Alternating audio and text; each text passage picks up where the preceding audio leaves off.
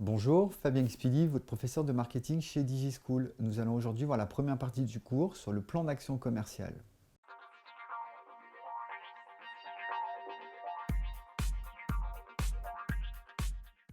Alors, le plan d'action commerciale est un document qui est en général fait une fois par an et qui va permettre d'identifier l'ensemble des actions marketing et des actions commerciales qui vont être mises en place dans un point de vente, mais également dans une entreprise.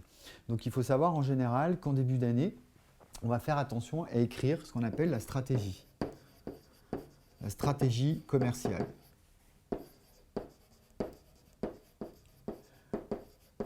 La stratégie commerciale, elle va être en lien avec du coup toutes les études qu'on aura réalisées. Les études de marché, études de zone de chalandise, études de géomarketing, études de la concurrence, voilà, toutes les études possibles.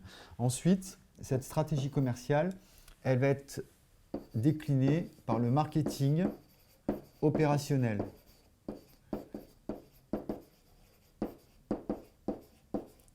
Donc, ce qu'on appelle le marketing opérationnel, comme vous pourrez le voir sur d'autres vidéos, c'est les 4 P. Produit, prix, place, promotion.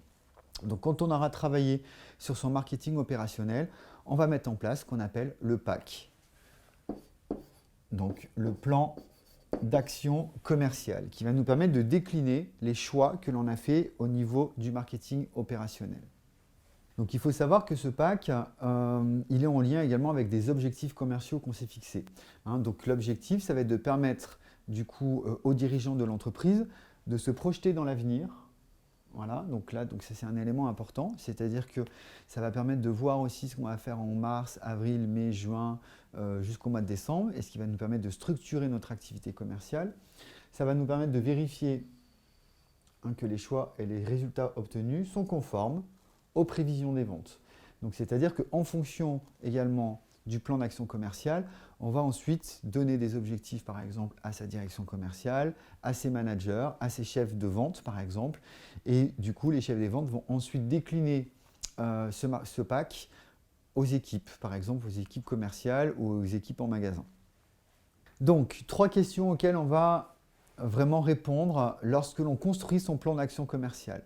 Que faut-il vendre? Donc, c'est-à-dire, qu'est-ce qu'on a décidé de vendre comme produit cette année? C'est-à-dire que, je ne sais pas, est-ce qu'on décide de vendre un produit plus qu'un autre parce qu'on veut une certaine rentabilité, parce qu'on sait qu'il y a une marge, parce qu'on sait que c'est un produit qui est demandé vraiment par les consommateurs, que les concurrents ne l'ont pas forcément développé? Deuxième question, à qui faut-il le vendre? Donc, c'est-à-dire, quelle est ma cible? Est-ce que c'est des entreprises? Est-ce que c'est des particuliers? Est-ce que ces particuliers, ils ont un fort pouvoir d'achat?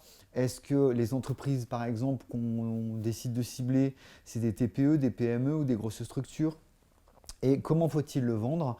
Donc, c'est-à-dire, comment on va faire pour pouvoir acheminer nos produits du fabricant jusqu'au consommateur final. Donc, c'est-à-dire, par exemple, est-ce qu'on fait de la prospection téléphonique? Est-ce qu'on vend en magasin? Est-ce qu'on fait de la vente e-commerce? Est-ce qu'on fait du téléachat? Donc là, c'est toutes ces questions que vous allez vous poser et qui vont permettre de structurer votre PAC. Sachant que, bien entendu, le PAC d'une année doit rester en cohérence avec le PAC des années antérieures afin de ne pas perturber le client et d'éviter de perdre sa clientèle. J'espère que cette vidéo vous aura été utile. Je vous invite à vous abonner sur notre chaîne et si vous avez des questions, à poster des commentaires. À bientôt chez DigiSchool.